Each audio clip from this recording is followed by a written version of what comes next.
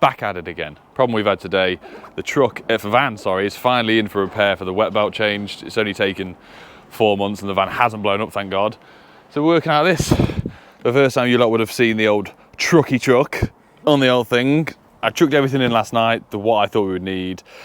Some eagle-eyed viewers will see that I have started to purchase some form of pack-out stuff. We're doing something in the van. I bought it all myself, not sponsored or anything. It's Milwaukee, but I like the boxes. So we're gonna do this. We're back at the job where we did a kitchen thing. Yeah, you'll remember that. I'll show you in a minute when we go in, but there's the old electrician used the original fuse board as a DIN rail connector and linked everything through, which would have been sound if it had a lid, but you couldn't get your fingers in. So we're here to replace it today. We've got the Whisker relocation Wago box things, which you've seen, which they're in here. And yeah, the thought of using the van day to day, if you were to put some form of drawers in it, and I've seen a guy in Stafford who has a roof box on it and his ladder set on top, I think you could manage. Yeah, or I think if you had, I've seen people, you know, them pack out bottom clips. Yeah, across here would work, but I obviously just don't have that, so I've just chucked everything in and grabbed everything that I could physically need for this, because there's no way to get to the van for 2 days. So we'll jump you inside and we'll have a look, but it's, yeah. It's going to be fun getting stuff out, because look. Well, yeah, this is the problem.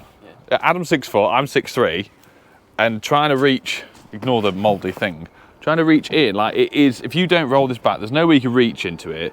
And it's just like, go on, pick that up, mate. Oh, I've slotted them together. So this is what we've got. Trunking down, customers had solar, battery, air source, heat pump and everything fitted. But this is what we had. The old fuse board was here. The previous electrician had fitted, which is neat. But when you put that on, yeah, it's completely accessible. Not too happy about the 10mm being connector blocked here. That needs to be a through crimp, which, believe it or not, we don't have because we're in the truck, which is the first mistake. Oh, there's no big ones in here either. Yeah, there is. God, don't scare me like that. This is the Whisker relocation kit that comes with the Wago. So this one now is the new one. It's both push connectors rather than one's a lever ad. Oh, that's fair. So, and it comes with free tissue, which is on nice. On my AM2, they had that for the heating system. Oh, okay. Which I thought was quite good. Yeah. So we have to get this framework out of the way. We'll get it set up and we'll run through that. But yeah, isolate the power, and obviously we're making sure we're turning all our isolators off so we're not getting anything backfed from the battery storage or the solar as well, because that is not what Gold Card members do, is it, Ad? No. I'm trying not to burn my new beard off with this light, to be honest. So we've got, weirdly, one circuit that's not doing anything, another circuit, this one goes down. We've asked the customer, nothing's dead in the house that we're aware of. Another lighting circuit that doesn't do anything.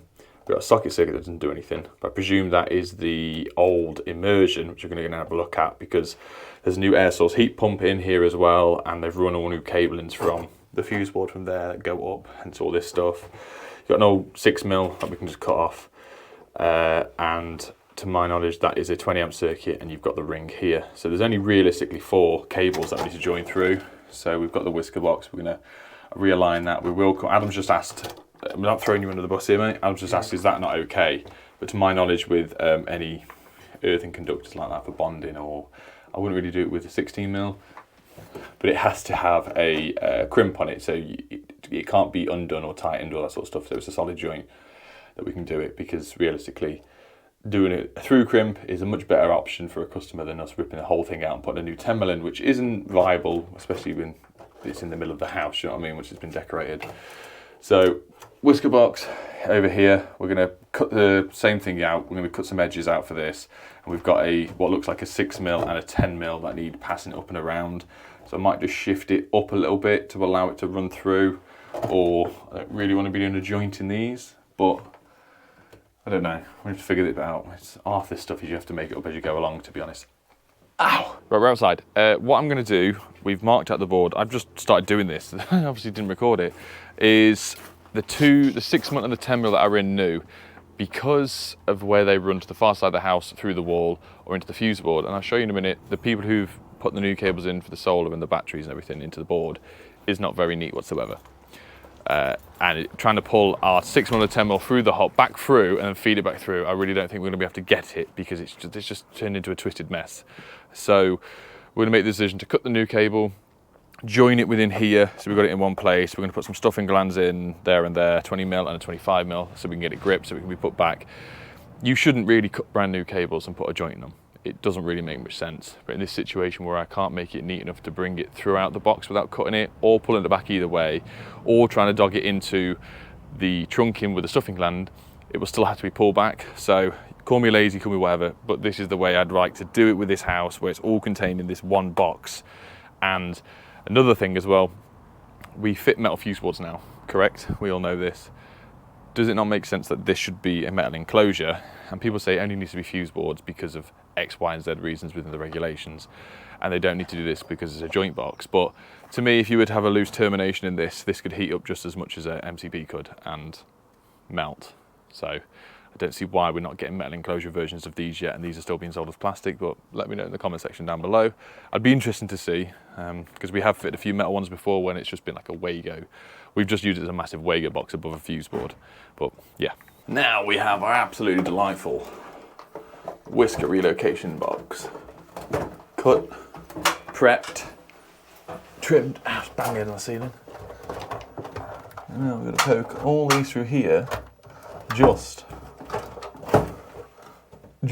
so I can get the fixing holes, take it all back off again, and drill it. Absolutely mint.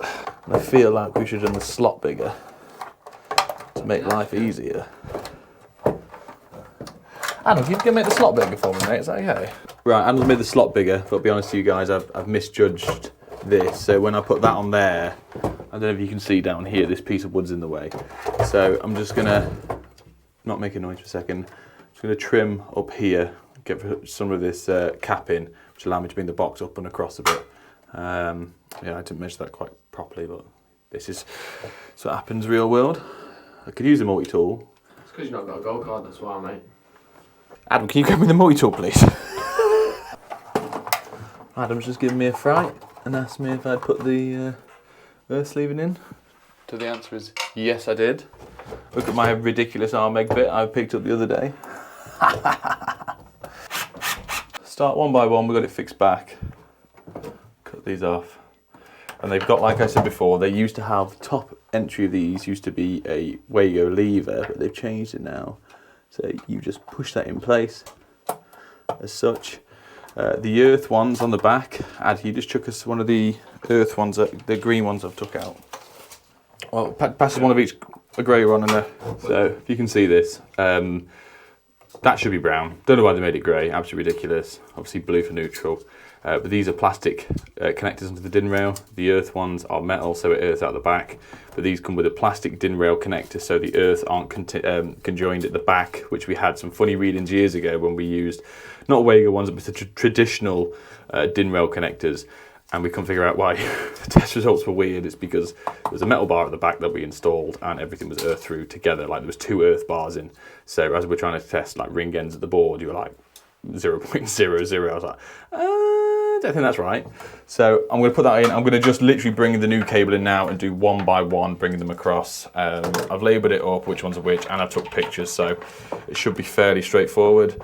But we're putting some new earth sleeving on the old ones, just to make it a bit better. So it's as simple as stripped end, push in, push down. If you ever want to get them back out, I'll find my little tiny screwdriver, little orange button in here, push that in, releases it. Can you see me? Right, we've got that on, and the next thing is to cut these brand new cables. I was trying to think of a funny word to say them.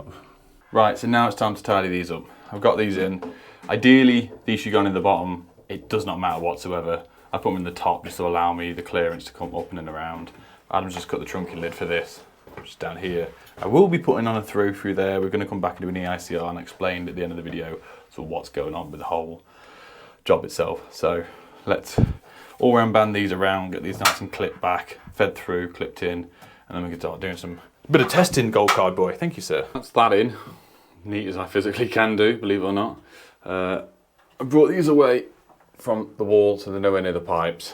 All round banded them round so they're nice and taut. Adam's put the lid back on. We don't have any for this bit's missing, so we don't know where that is. But I've told him not to put the lid on all the way because I still need to do that through crimp in here. So that's done, the lid can go on, which Nice and neat lid. Put a sticker on that as and when we want to, saying cables are joined through in here. And yeah, so I'll come jump outside and I'll run through what the plan is with this place. Also, I'll interject, so many people keep mentioning, gives a beard update. So realistically now we're like 5 months in. And you can see, so for the past sort of 2 weeks I've tried not to shave whatsoever. I've just trimmed like in and around my lips because I grew, to people that don't care about this, just skip this bit. Before the beard transplant I grew chin, neck beard and a tash, but grew nothing here. You can see there, I'm starting to get some length on it on both sides now, but I'm just leaving it. There's still loads more hairs to physically come through the skin, so it will thicken up a hell of a lot more than it already is. But we're 5 months in. They say I'm going to do a video on the 6-month update to see how we're getting on. So I'm going to try not to shave from now until for another month to see how that looks like. So if I do start to look weird or homeless, that's the reason why. But yeah, so far so good. So, but it's a year-long process, so you've just got to give it time. I'll run you through what we're doing. So the problem that they've had, the electrician, he's done loads, he's done a great job. Like we said when we came for the last time, when there was something to do in the new kitchen part and the annex sort of thing, is suffering with mental health issues, everything like that. So he's just sort of pretty much closed his business down. And this is the same place where we're both from. So we were recommended and we've got no issue. But we've tested the circuits that we've done today, which is just the 4 circuits that we've messed around with, which we know what they are and it's now labelled up.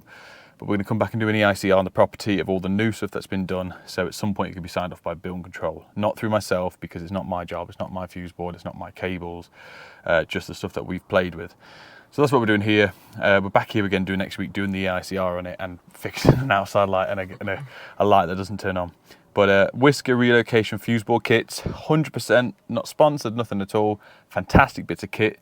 And they've listened because this is already the Gen 2 of it. So there's other enclosures now. You can get bigger and smaller ones. So if you saw the leaflet. Yeah, you can get a fuse box one for outdoor. That's like it. An IP rated fuse box. Yeah, but don't put any fuse boards outdoors because wow, you'll have Sam and Jamie telling you off all over Instagram. And again, might have already happened, but I'm jumping on Monday Club podcast for the first time in a year or so since I left. Sam asked me the other day, I said, yeah, I'll come on. I was giving you loads of grief how you keep calling everyone out for no reason online. So we'll look forward to that.